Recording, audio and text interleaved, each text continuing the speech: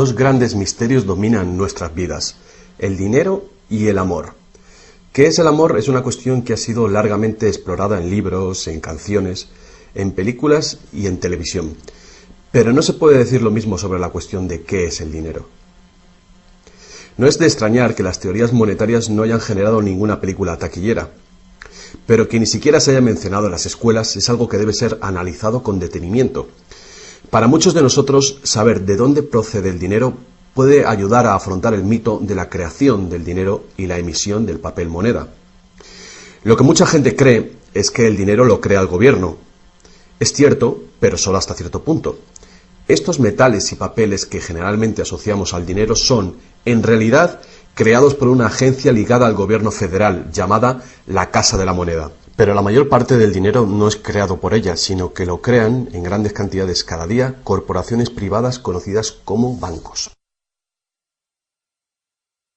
Muchos creen que el dinero que prestan los bancos es el que han dejado en depósito sus clientes. Esto es lo que se cree, pero no es la verdad. En realidad, los bancos crean el dinero que prestan no de sus ganancias ni de los depósitos, sino directamente de la promesa de los prestatarios de devolverlo. La obligación del prestatario en un papel de préstamo incluye que debe pagar lo prestado más un interés. De lo contrario, perderá la casa, el coche o lo que sea.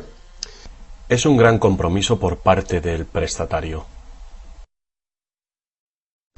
¿Cuál es el compromiso por su parte del banco? El banco solo inventa dinero que no posee y lo escribe en la cuenta del prestatario. ¿Suena raro? Pero así es. Para demostrar cómo este milagro de la banca moderna llegó a existir, atiende a esta sencilla historia. Es el cuento de los Goldsmith. Hace un tiempo, casi cualquier cosa se utilizaba como dinero. Tan solo tenía que ser portable y suficiente gente tenía que tener fe en que después se podría intercambiar por cosas que todo el mundo valorara, como comida, ropa, ollas, conchas, piedras preciosas, semillas de coco, bonitas piedras e incluso plumas. Todas ellas fueron utilizadas como dinero. El oro y la plata eran atractivas, ligeras y fáciles de llevar, así que algunas culturas se especializaron en trabajar estos materiales. Los trabajadores del oro, los Goldsmith, recuerda este nombre, lo pudieron convertir fácilmente en monedas, estandarizando las unidades de oro en función de su peso y de la pureza, hasta certificarlas. Para proteger su oro, los Goldsmith necesitaban una caja fuerte, y pronto sus vecinos llegaron a su casa para pedirles que les alquilaran un espacio donde guardar su dinero y sus joyas. Al poco, los Goldsmith acabaron alquilando cada estantería de su caja fuerte y cada pequeña cantidad de dinero depositada se convirtió en dinero en sus manos. El tiempo pasó y los Goldsmith hicieron una inteligente observación. Los depositantes raramente volvían a recuperar físicamente su oro, y nunca todos a la vez. Esto se debía a que usaban los cheques de los Goldsmith para comprar en el mercado como si fuera el propio oro. Este dinero de papel era mucho más eficaz que las pesadas monedas, y la cantidad podía ser simplemente escrita en lugar de la laboriosa una por una de las monedas para cada transacción. Mientras tanto, los Goldsmith crearon otro negocio.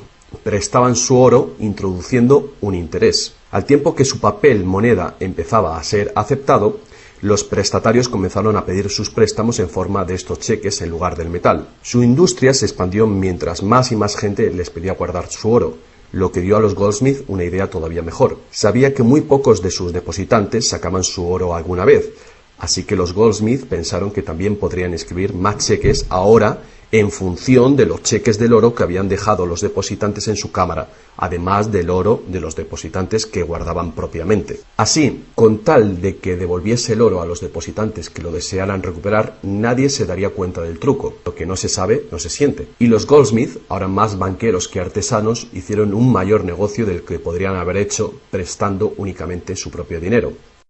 Durante años se hicieron un beneficio secreto fabuloso, con los intereses de los depósitos de todos sus vecinos. Pero ahora que se había hecho una prominente figura en el pueblo, se levantaron sospechas de que estaba gastando el dinero de sus depositantes y amenazaron con sacar todo su oro si Goldsmith no explicaba su repentina riqueza. Al contrario de lo que se podría pensar, esto no afectó a su fortuna. A pesar de la duplicidad patente de su truco, su idea funcionó porque los depositantes no perdieron nada de su oro. Estaba seguro en la cámara de Goldsmith. En vez de sacar su oro, los depositantes acordaron que Goldsmith, ahora convertido en su banquero, debía compartir la fortuna que habían contribuido a crear, otorgándoles un interés por su oro. Esto fue el comienzo de la banca. El banquero pagaba un pequeño interés por el depósito del dinero de otra gente que después prestaba a un interés mayor. La diferencia cubría los costes de operación del banquero y su beneficio. La lógica del sistema parecía sencilla y cubría la necesidad de las personas de crédito. Pero esta no es la manera en la que trabaja la banca hoy en día. El banquero Goldsmith no estaba del todo contento con lo que ganaba, después de descontar el interés que pagaba a los depositantes, y la demanda de crédito crecía con fuerza, mientras los europeos se expandían por América. Sus préstamos estaban limitados por la cantidad de oro que permanecía en su caja. Ahí es cuando tuvo una idea todavía mejor. Como nadie sino él sabía cuánto oro había en la caja, podía hacer cheques sobre dinero que ni siquiera existía. Como los prestatarios no iban a retirar su oro con sus cheques al mismo tiempo, ¿cómo iba alguien a darse cuenta de este truco? Esta nueva cara del negocio funcionó muy bien, y el banquero se hizo inmensamente rico con los intereses de un oro que ni siquiera existía. La idea de que el banquero creaba dinero de la nada era demasiado extraordinaria para creerla. Por lo tanto, el fraude no fue descubierto por la gente durante mucho tiempo. El poder de crear dinero hizo que el banquero se sintiese prepotente, como podrás imaginar. Pero con el tiempo, la cantidad de los préstamos del banquero y su escandalosa riqueza hizo que una vez más se levantara sospechas. Algunos clientes empezaron a reclamar su oro en lugar de la representación en papel. Los rumores se propagaron y todos los demás depositantes acudieron reclamando su oro. El juego se acabó. La marea de propietarios de cheques intentando recuperar su oro creó largas colas, y el banquero no tenía oro y plata suficiente para devolver a sus legítimos propietarios. Esto se llama el pánico de los ahorradores, y es lo que todo banquero teme que suceda. Este fenómeno puede suceder en un determinado banco, pero afecta a la confianza del público en todos los demás banqueros. Todo hubiera sido mucho más fácil si, antes que nada, se hubiera prohibido la creación del dinero desde la nada. Pero las grandes cantidades de crédito eran esenciales para la expansión de los países europeos. Así que, en lugar de prohibir esta práctica, fue legalizada y regulada. Así que los banqueros acordaron poner límites a la cantidad de dinero fraccionado que pudieran hacer. El límite sería mucho mayor que el verdadero valor del oro y plata depositados. Lo normal era $9 artificiales por $1 en oro, es decir, real. Estas disposiciones fueron controladas mediante inspecciones por sorpresa. También se acordó que, en caso de un crack financiero, los bancos centrales apoyarían a los locales con inyecciones de dinero en oro. Solo si cracks en diferentes bancos al mismo tiempo se produjeran y la burbuja de créditos del Banco Central explotara, el sistema podría hacerse añicos y destruirse.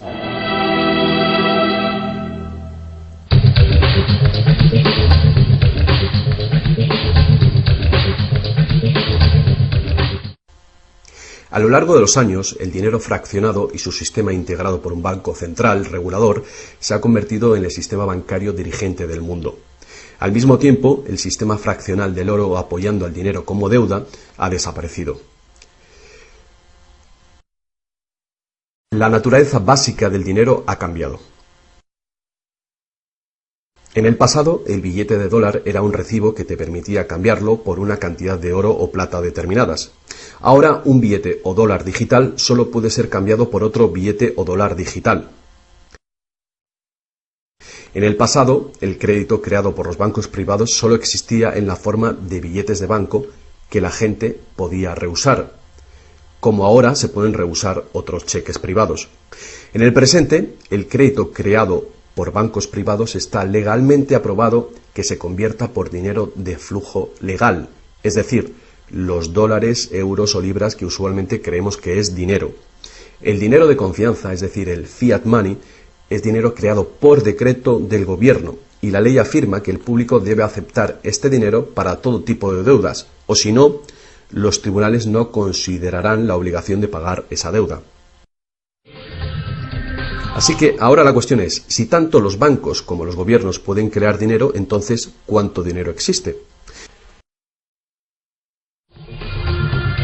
Antes, la cantidad total de dinero en existencia estaba limitada por la cantidad y cualidad física de esa cosa usada como dinero. Por ejemplo, para crear dinero en oro o en plata, se debía extraer una cierta cantidad de estos metales de las minas. En el presente, el dinero es literalmente creado como deuda. Se crea nuevo dinero cada vez que una persona toma un préstamo de un banco. Como resultado, el montante total del dinero que puede ser creado solo tiene un límite: el nivel total de la deuda.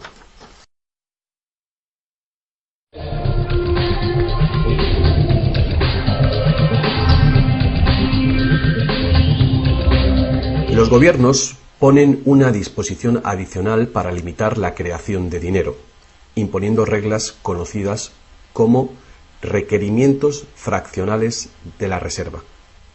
Son arbitrarias en su misma esencia. Estos requerimientos varían de un país a otro y de un tiempo a otro. En el pasado se obligaba a los bancos a tener al menos $1 en oro por cada $10 creados. Hoy en día, la proporción ya no tiene relación con el dinero actualmente en depósito, sino con el dinero creado a su vez de la deuda creada sobre el dinero en depósito en el banco.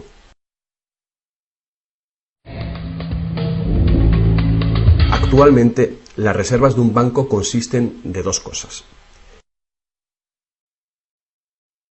la cantidad del dinero del Estado o equivalente más la cantidad existente de dinero deuda que el banco tiene en depósito. Para ilustrar esto de una manera simple, imaginemos que ha abierto un banco nuevo y todavía no tiene depósitos. Los inversores en este banco han hecho un depósito de $1.111,12. Este es el dinero existente en el Banco Central, que llamaremos principal. La proporción de dinero en reserva es de 9:1. Paso 1. Las puertas se abren y el banco da la bienvenida a su primer cliente. Necesita $10.000 para comprar un coche. Con la proporción de 9:1, el nuevo banco necesita que el Banco Central le permita crear 9 veces esa cantidad, o $10.000, desde la base de la deuda contraída por la solicitud de préstamo del cliente. Esos $10.000 no se sacan de ningún lado. Es nuevo dinero simplemente tecleado en un ordenador como crédito del banco en la cuenta del cliente. El cliente tiene que firmar ese crédito para conseguir el dinero para comprarse el coche. Paso 2. El vendedor entonces deposita estos 10.000 nuevos dólares creados en el banco. Al contrario que el dinero creado por el gobierno, depositado en el Banco Central, este nuevo dinero creado por el crédito no puede ser multiplicado por la proporción de la reserva. En lugar de ello, es dividido por el ratio de la reserva, en una proporción de 9:1. Un nuevo préstamo de $9.000 puede ser creado sobre la base del depósito de $10.000. Si esos $9.000 son depositados por una tercera persona, en el mismo banco que lo creó en uno diferente, se convierte en una base legal para un tercer asunto de crédito bancario, esta vez por la cantidad de $8.100. Al igual que con las muñecas rusas, cada nivel contiene un pequeño dólar dentro de otro pequeño dólar. Cada depósito contiene el potencial para otro pequeño crédito en una infinita serie decreciente. Si el dinero del préstamo creado no es depositado en el banco, el proceso se detiene. Esta es la parte impredecible del mecanismo de creación de dinero basado en la deuda. Pero lo más probable es que el nuevo dinero creado en cada paso será depositado en el banco, y el proceso de la proporción de reserva de dinero se repetirá una y otra vez hasta que los $100.000 de nuevo dinero se hayan creado dentro del sistema bancario. Todo este nuevo dinero se habrá creado enteramente desde la deuda, y el proceso entero habrá sido autorizado legalmente por el depósito inicial de $1.111,12 que todavía permanecerán en el Banco Central. Lo que resulta más ingenioso de este sistema es que los libros de contabilidad de cada banco en la cadena deben mostrar que tiene un 10% más de depósitos que de préstamos. Esto da a los bancos el incentivo de adquirir depósitos para poder hacer préstamos, apoyando la impresión común pero falsa de que los préstamos proceden de los depósitos. A menos que los sucesivos préstamos estén depositados en el mismo banco, no se podrá decir que algún banco en particular haya pasado su límite inicial de 9-1 creando deuda de la nada. De cualquier manera, el sistema bancario es un círculo cerrado. El crédito bancario que crea un banco se convierte en el depósito en otro y viceversa. En un hipotético mundo de perfectos intercambios, el efecto último sería exactamente el mismo que si todo el proceso tuviera lugar en un solo banco. Esto es, el depósito en reserva inicial de $1.111,12 permite recolectar intereses por valor de más de $100.000 que el banco nunca ha tenido.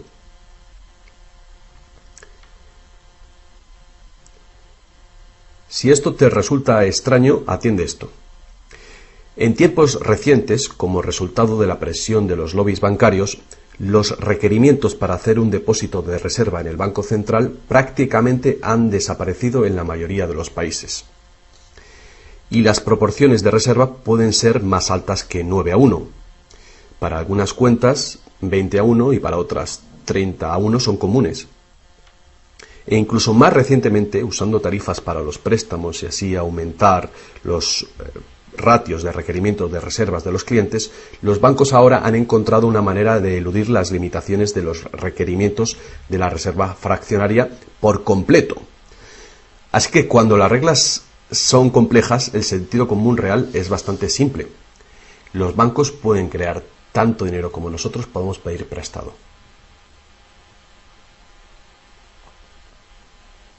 A pesar del interminable proceso de creación de dinero que hemos visto, tan solo alrededor de un 5% es el tipo de dinero creado por la Casa de la Moneda de entre todo el dinero que hay en circulación. Más del 95% de todo el dinero en el mercado hoy ha sido creado por alguien firmando una solicitud de endeudamiento con un banco. Y lo que es más, este dinero bancario de crédito es creado y destruido en grandes cantidades cada día, según se conceden nuevos préstamos y los viejos son pagados.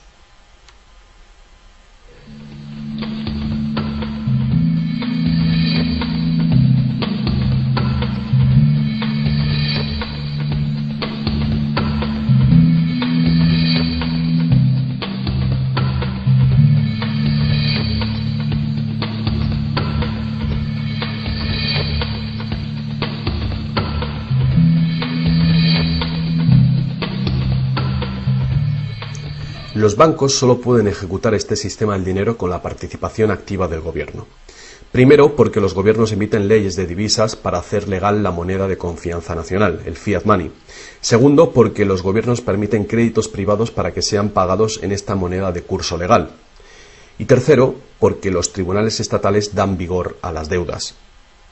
Por último, los gobiernos aprueban regulaciones para proteger el funcionamiento del sistema monetario y su credibilidad ante el público sin hacer nada para contar a la ciudadanía de dónde procede el dinero.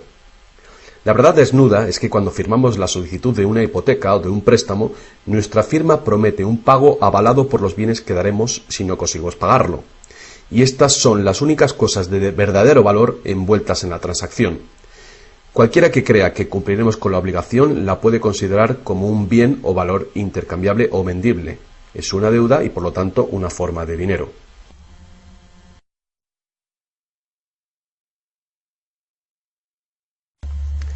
Es el dinero que el prestatario intercambia por lo que el banquero llama préstamo. Así que un préstamo en el mundo real quiere decir que el prestamista debe tener algo que prestar. Si tú necesitas un martillo, prestarte la promesa de un martillo que no existe no te va a servir para nada. Pero en el artificial mundo del dinero, un banco promete prestar un dinero que no tiene y se le permite que sea aceptado como dinero. Y nosotros lo aceptamos así.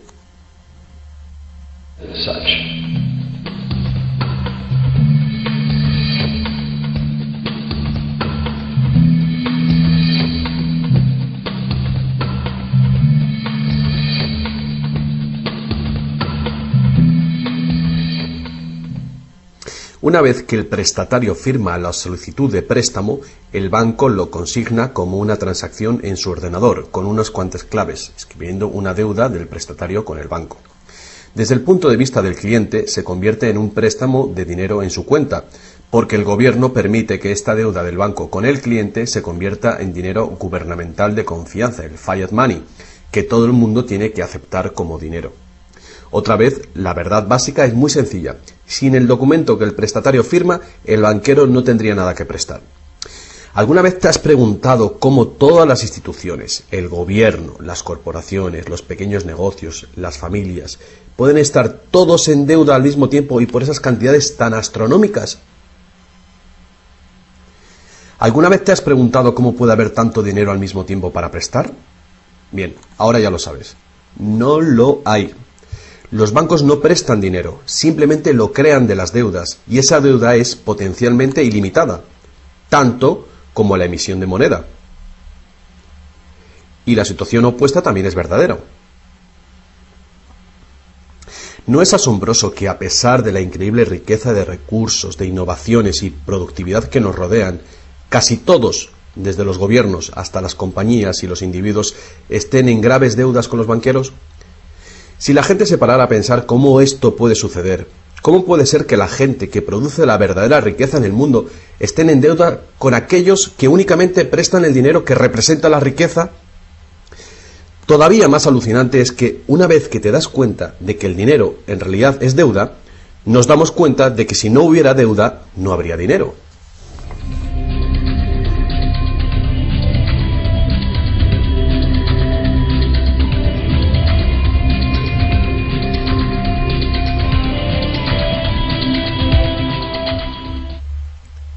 Si esto es nuevo para ti, no eres el único. Mucha gente piensa que si todas las deudas se pagaran, el estado de la economía mejoraría. Es cierto a un nivel individual. Como tenemos más dinero para gastar cuando dejamos de pagar una deuda, pensamos que si todo el mundo pagara sus deudas, habría más dinero para gastar.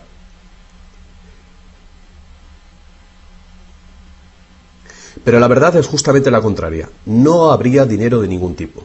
Así es. Somos totalmente dependientes de renovar continuamente el nivel de crédito bancario para que haya dinero en existencia. Sin préstamos no hay dinero, que fue justamente lo que pasó durante la Gran Depresión en Estados Unidos.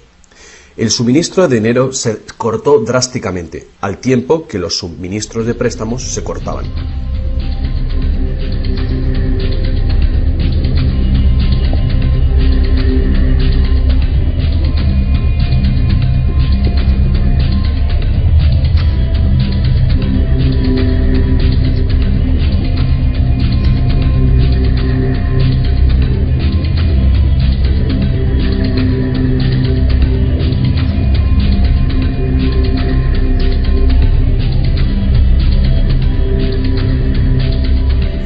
Pero eso no es todo.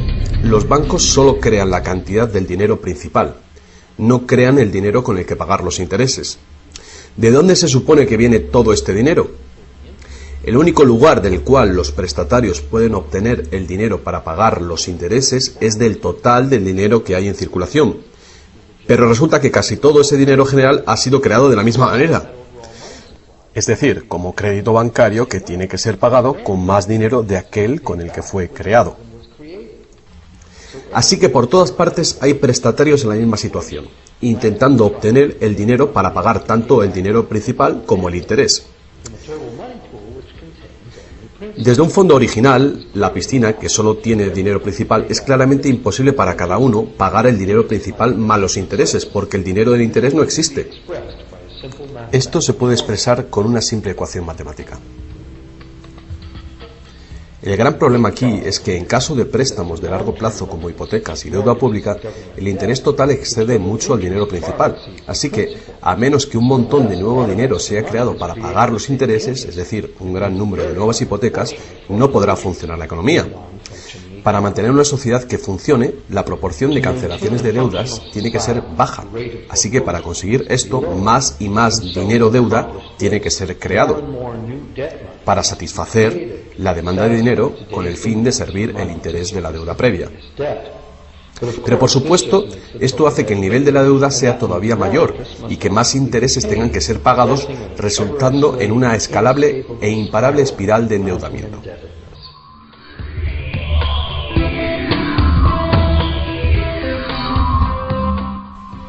Tan solo el lapso de tiempo entre el dinero creado procedente de los nuevos préstamos y su devolución evita la bancarrota del sistema entero.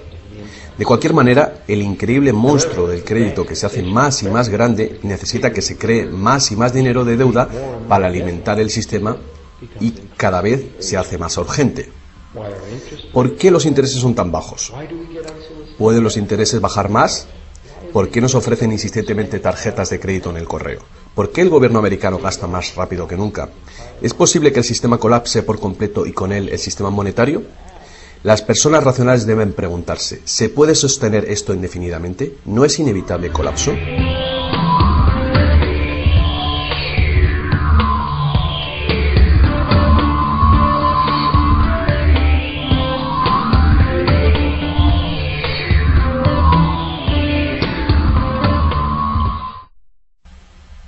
El dinero facilita la producción y el intercambio de bienes.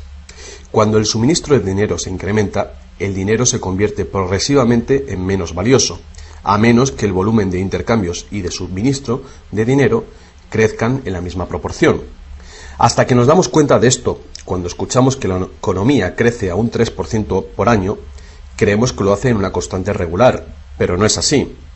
El 3% de este año representa un 3% más de intercambio de bienes y servicios que hace un año, porque es un 3% del nuevo total. En vez de una línea recta como imaginamos sobre las palabras, es una curva exponencial que es cada vez más inclinada. El problema, por supuesto, es que el crecimiento perpetuo de la economía real requiere un perpetuo y escalable uso de los recursos naturales. Más y más cosas tienen que ir desde los recursos naturales hasta los basureros cada año para evitar que el sistema colapse. ¿Qué podemos hacer ante esta terrorífica situación? Una cosa, necesitamos un nuevo concepto del dinero. Es tiempo de que más gente se pregunte a sí misma y a sus gobiernos 4 preguntas muy simples. A lo largo del mundo, los gobiernos piden prestado dinero con interés a los bancos privados. La deuda del gobierno es un componente principal dentro de la deuda total. El pago de esos intereses hace que el gobierno tenga que cargar a los ciudadanos con más impuestos. Ahora que sabemos que los bancos simplemente crean el dinero que prestan y que los gobiernos les han dado el permiso para hacerlo, la primera pregunta es, ¿por qué los gobiernos eligen pedir prestado a los bancos privados con interés cuando los propios gobiernos podían crear el dinero que necesitan sin ningún interés ellos mismos? Y la segunda gran cuestión es, ¿por qué se crea dinero como deuda? ¿Por qué no se crea dinero que circule permanentemente y que no tenga que ser represtado con intereses para existir? La tercera, ¿cómo puede un sistema monetario funcionar solamente con un crecimiento perpetuo y acelerado y poderse considerar una economía sostenible? ¿No es lógico que el crecimiento perpetuo y acelerado y la sostenibilidad sean incompatibles? Y finalmente, ¿qué es lo que hace que nuestro sistema económico sea tan dependiente del crecimiento perpetuo? ¿Qué es lo que necesitamos crear para que nuestra economía sea sostenible? Hubo un tiempo en el que cargar con interés al préstamo se llamaba usura y era susceptible de severas penas, incluida la muerte. Todas las grandes religiones prohibían la usura. La mayoría de los argumentos contra la práctica de la usura eran morales. Se entendía que la única función legítima del dinero era la de ser un medio de intercambio de bienes y servicios. Cualquier manera de ganar dinero procedente del dinero se consideraba labor de un parásito o de un ladrón. Sin embargo, al tiempo que aumentaban las necesidades de crédito en el comercio, el argumento moral cedió paso al razonamiento de que prestar representa riesgo y pérdida de oportunidad para quien presta, y por lo tanto, cobrar por este coste era justo. Hoy en día, estas ideas parecen triviales. Actualmente, la idea de ganar dinero del dinero se considera la mejor ocupación que hay. ¿Para qué trabajar si tu dinero puede trabajar por ti? Sin embargo, para tener un futuro sostenible, queda claro que el cobro de interés es un problema moral y práctico al mismo tiempo. Imagínate una sociedad y una economía capaces de perdurar siglos porque en lugar de acaparar sus reservas capitales de energía, se autorrestringiera según sus ingresos actuales. Ya no cosecharía más madera que crezca en el mismo periodo.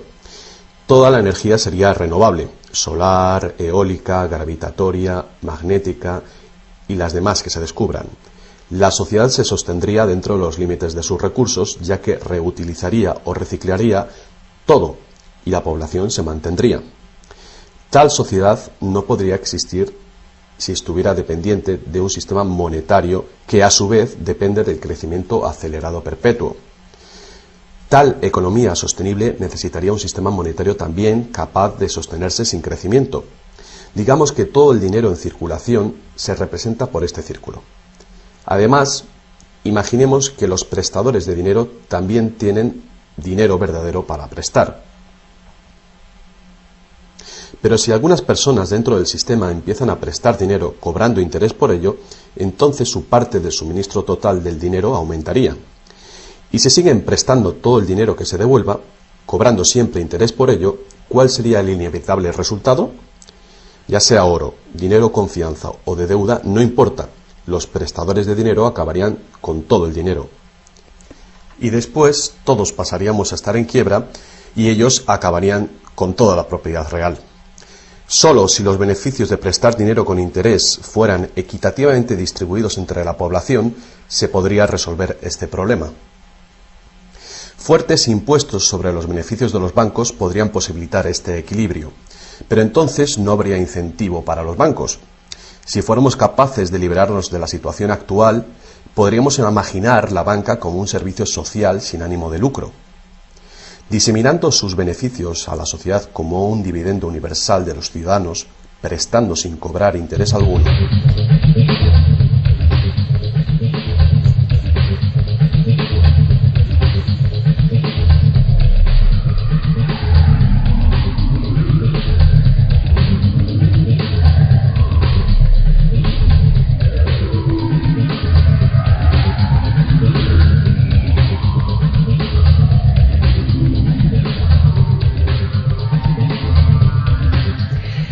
Si es la naturaleza fundamental del sistema lo que causa los problemas, correcciones al propio sistema jamás resolverán los problemas.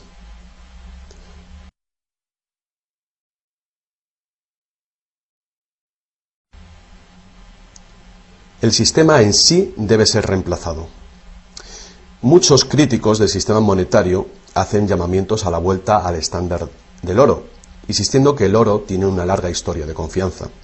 Pero ignoran las muchas trampas que se puede hacer con el oro: limar las monedas, alterar el metal, monopolizar el mercado, todas prácticas habituales en la antigua Roma que contribuyeron a su caída. Algunos defienden la plata por ser más abundante que el oro y así más difícil de monopolizar. Muchos dudan de la idea de volver al uso de los metales preciosos en absoluto. Nadie quiere volver a llevar bultos de monedas para ir de compras. Es cierto que el dinero de papel, el plástico, el digital o más probablemente dinero de identidad biométrica tendría el mismo potencial de crear dinero de crédito sin límite, igual que tenemos ahora. Yendo más allá, si el oro fuera nuevamente la única base legal para el dinero, los que no tengamos oro nos quedaríamos sin dinero. Otros críticos del sistema monetario insisten en que la codicia y la deshonestidad son los principales problemas, y que puede haber un sistema más equitativo que volver al estándar de plata o de oro. Muchos grandes pensadores han sugerido maneras alternativas para crear dinero. Muchos sistemas de intercambio crean dinero como deuda de la misma manera que hacen los bancos, pero se hace transparentemente y sin cobro de interés. Por ejemplo, un sistema de trueque expresa la deuda como horas de trabajo, considerando el valor de todo trabajo igual y a la par con el dólar, y así permite que la hora de trabajo sea igualada con el precio del dólar de los bienes y servicios. Este tipo de sistema puede organizarlo cualquier persona capaz de gestionar la contabilidad. La preparación ahora de sistemas de trueque a nivel municipal sería prudente en previsión del inminente colapso del sistema actual. La reforma monetaria, al igual que la reforma electoral, es un tema muy polémico. Es una reforma que requiere una voluntad de cambio y de pensar, fuera del cubículo habitual. La reforma monetaria, igual que la reforma electoral, no vendrá fácilmente, ya que los más privilegiados por el sistema existente actualmente harán todo lo posible para mantener sus ventajas. Ahora que hemos visto que el dinero es solo una idea y que en realidad el dinero puede ser cualquier cosa que concebimos, os presento un único sistema monetario para tu consideración. Este modelo está basado en sistemas que funcionaron bien en el pasado, sistemas en Inglaterra y en Estados Unidos que fueron destruidos por los banqueros Goldsmith con su sistema de reserva fraccional. Para crear una economía basada en dinero libre de interés, el dinero puede ser creado y gastado por el gobierno creando infraestructuras para la economía, tales como carreteras, puentes, ferrocarriles, puertos y mercados públicos. Este dinero no sería creado como deuda, sino como valor. Este valor serían las infraestructuras que pagaron con ello. Si este nuevo dinero proporciona más comercio, requiriendo su uso, no produciría inflación alguna. En el caso de que los gastos gubernamentales sí causaran devaluación o inflación, habría dos posibilidades para resolverlo. La inflación es equivalente a un impuesto plano sobre el dinero. No importa si el valor del dinero se devalúa en un 20% o si el gobierno nos quita con impuestos un 20%. El efecto en nuestro poder adquisitivo es el mismo. De esta manera, la inflación, en lugar de impuestos, podría ser políticamente aceptable con tal de que sea debidamente empleada. El gobierno podría contrarrestar la inflación recaudando impuestos y eliminando este dinero del mercado. Así reduciría el suministro de dinero y restauraría su valor. Para controlar la deflación, la caída de precios y sueldos, el gobierno sencillamente gastaría más dinero. Con la ausencia de la creación de dinero de deuda, el gobierno tendría más control del suministro del dinero del país y el público sabría a quién echar la culpa. Los gobiernos ascenderían y caerían según su capacidad para conservar el valor del dinero.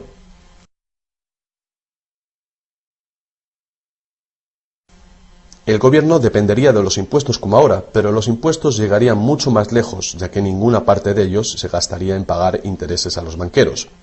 No podría haber ninguna deuda nacional si el gobierno sencillamente creara el dinero que necesita. Nuestro perpetuo servicio a los bancos pagando la deuda dejaría de existir.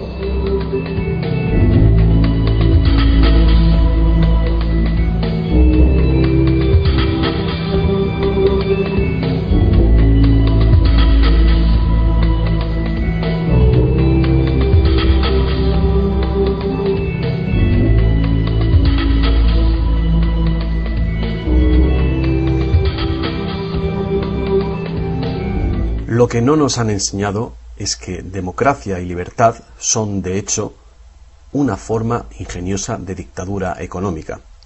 Mientras toda nuestra sociedad dependa de un suministro de crédito bancario para sus necesidades monetarias, los banqueros serán quienes deciden quién tendrá el dinero que se necesita y quién no. And who doesn't?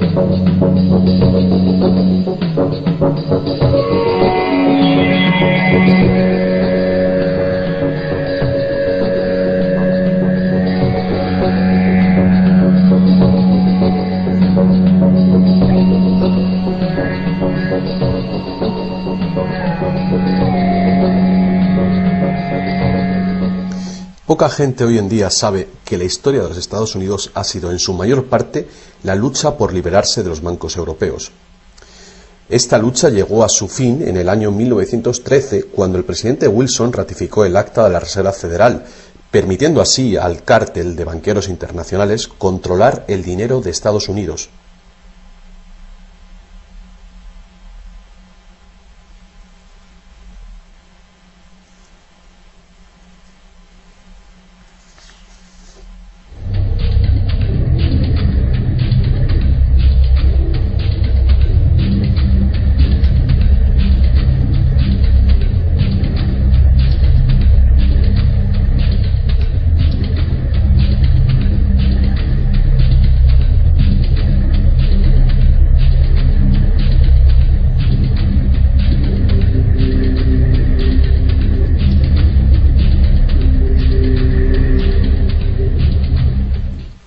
El poder de este sistema está profundamente integrado. También lo está el silencio del tema entre los medios de información y en la educación. Hace años, un primer ministro canadiense hizo una encuesta entre centenares de personas, no economistas, especialistas altamente formados y personas de a pie. La encuesta reveló que ni un solo encuestado tenía un conocimiento preciso de cómo se crea el dinero. De hecho, descubrió que hasta los empleados bancarios ni siquiera habían contemplado alguna vez el asunto. ¿Y tú? Have you?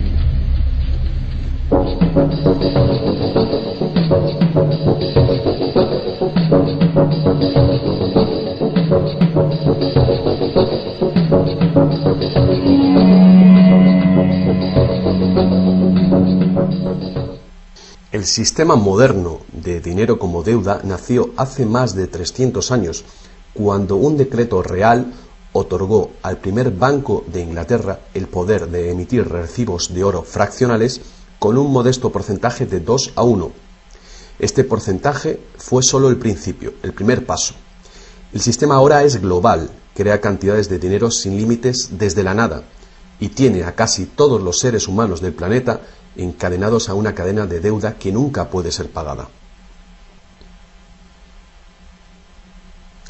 ¿Pudo haber ocurrido todo por accidente o es una conspiración? Evidentemente, algo muy gordo se está jugando aquí.